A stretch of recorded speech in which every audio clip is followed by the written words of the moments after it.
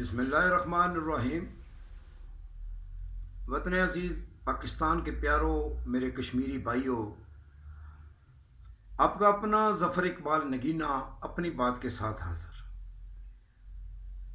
اپنی بات میں آج ذکر ہوگا ان لوگوں کا جو بظاہر خود تو زندہ ہیں لیکن ان کے ضمیر مردہ ہو چکے ہیں۔ بعض اپنے مردہ ضمیری کے باعث انعام میں بڑے بڑے عہدوں اور حیثیت کو پا لیتے ہیں۔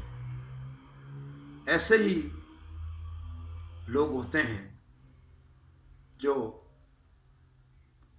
عوام کو گروہوں، گروپوں اور فرقوں میں تقسیم کر کے شیطانی کھیل کھیلتے ہیں، سرکاری خزانے چٹ کرتے ہیں، گلچھرے اڑاتے ہیں، موج مستیاں کرتے ہیں اور قوم کو مسائل میں جکڑ کر بھوک کا زہر دیتے ہیں، بے روزگاری کا توق گلے میں ڈال کر بے بس کر دیتے ہیں، ذلیل و رسوا کر کے تماشا دیکھتے ہیں اور پھر لوگوں کی بے بسی، مجبوری، مفلوق الحالی پر مگرمچھ کے آنسوں بہانے کا ڈھونگ رچاتے ہیں۔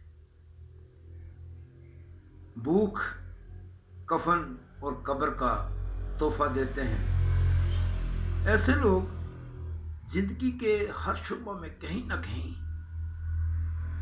کسی نہ کسی شکل میں موجود ہیں۔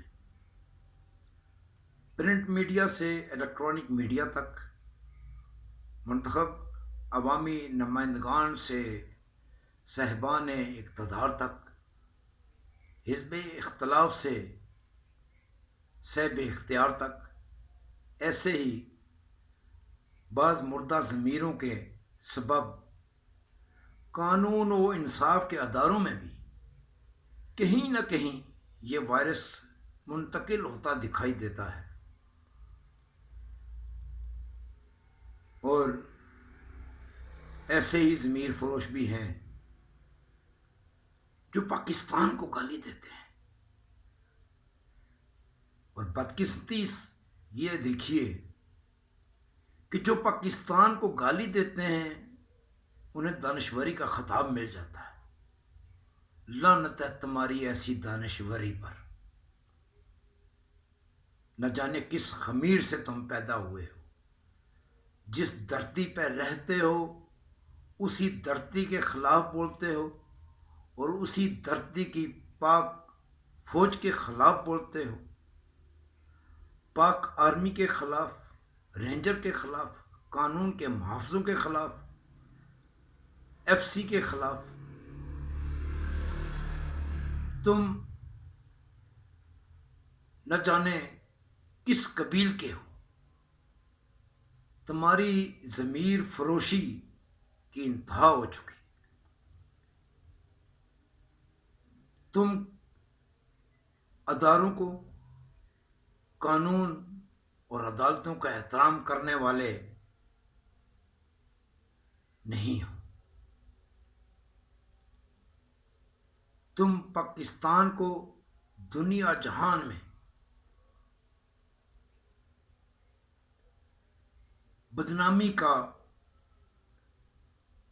جھومر پہنا کر نہ جانے کیا حاصل کرنا چاہتے ہو، نہ جانے کیا کچھ حاصل کر لیا ہو، لوگوں کو اس کی خبر نہیں۔ لیکن یاد رکھنا، وطن عزیز پاکستان سے پیار کرنے والے اور پاک آرمی کے شانہ بشانہ چلنے والے محب وطن پاکستانی تمہارے اس شیطانی کھیل کو کبھی پنپنے نہیں دیں گے۔ تمہارا یہ بہروپ پوری قوم کے نظروں کے سامنے آ چکا ہے۔ تم اپنے مکروہ عزائم کی تکمیل کے لیے گراوٹ کی انتہا کو چلے جاتے ہو، عدالتوں پر حملے کرتے ہو، اداروں کے سربراہوں کے ساتھ گٹھ جوڑ کرتے ہو، اختیارات کا ناجائز استعمال، بلا جواز گرفتاریاں، نظر بندیاں، بنا اندراج مقدمہ پابند سلاسل رکھنا، حق سچ کی آواز کو فرونی اختیار اور منافقت کی شاہکاری سے دبانے کی کوشش میں رہنا،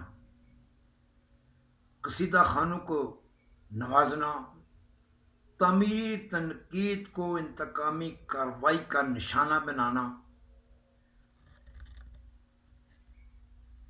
اگر یہ کردار ہی ادا کرنا ہے تو تم سے بہتر کردار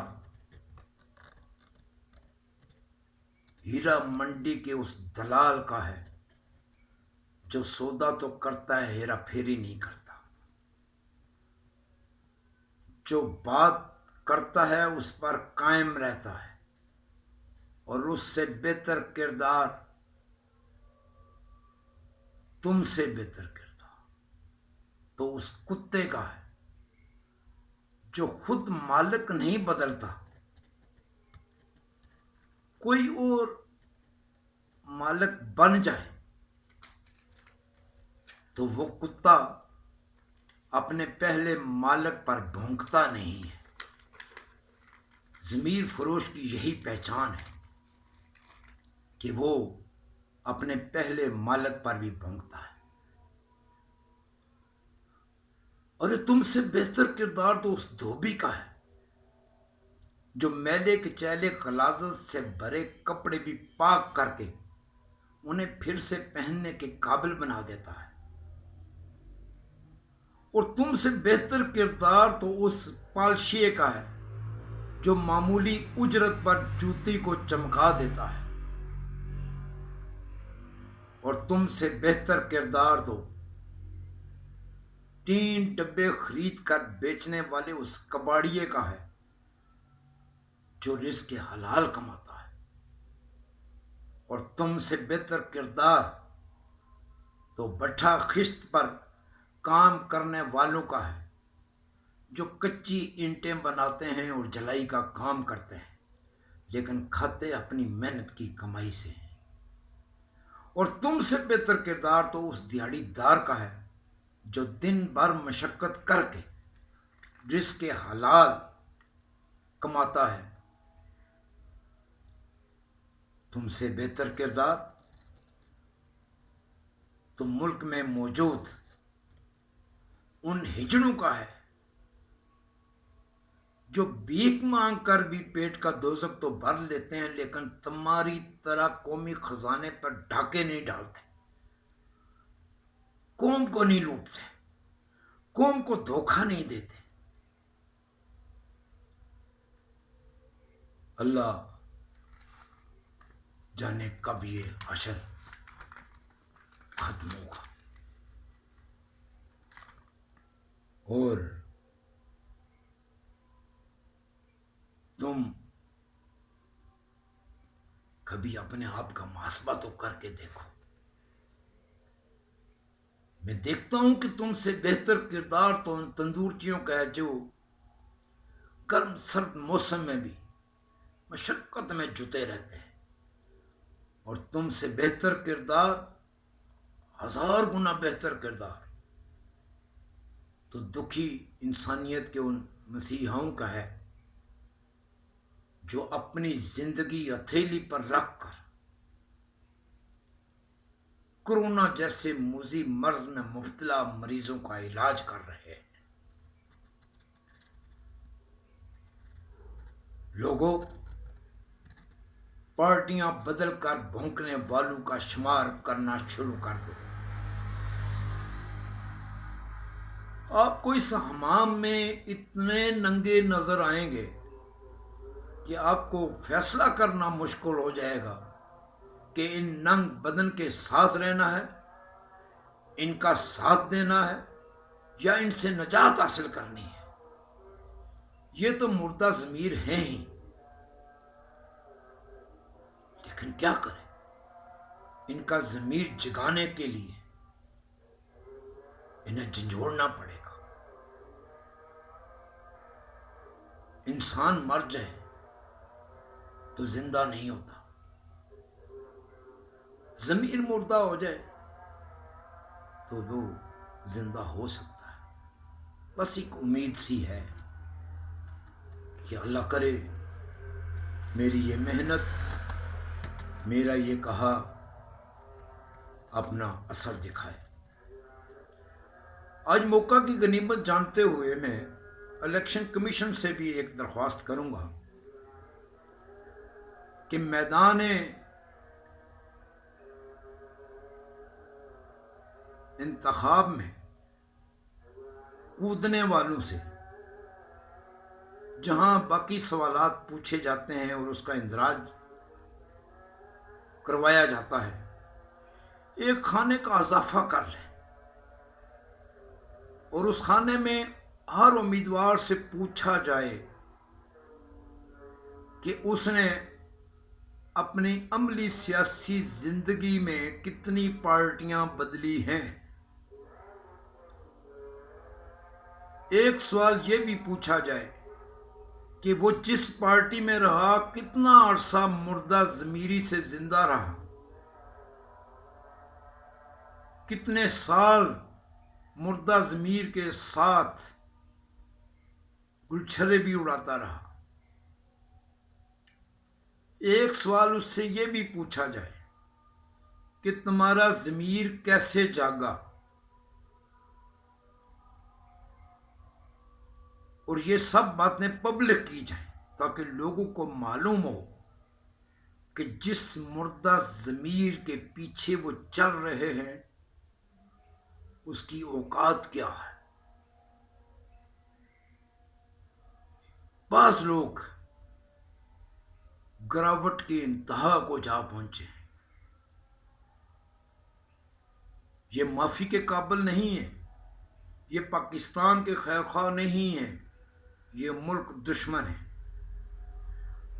پاک فوج کے خلاف ہیں، پاک فوج کے خلاف عوام کے دلوں میں نفرت پیدا کرنے کا انہوں نے ٹھیکہ لیا ہوا ہے۔ رب باری تعالیٰ سب کو سوچنے سمجھنے کی قوت عطا فرما۔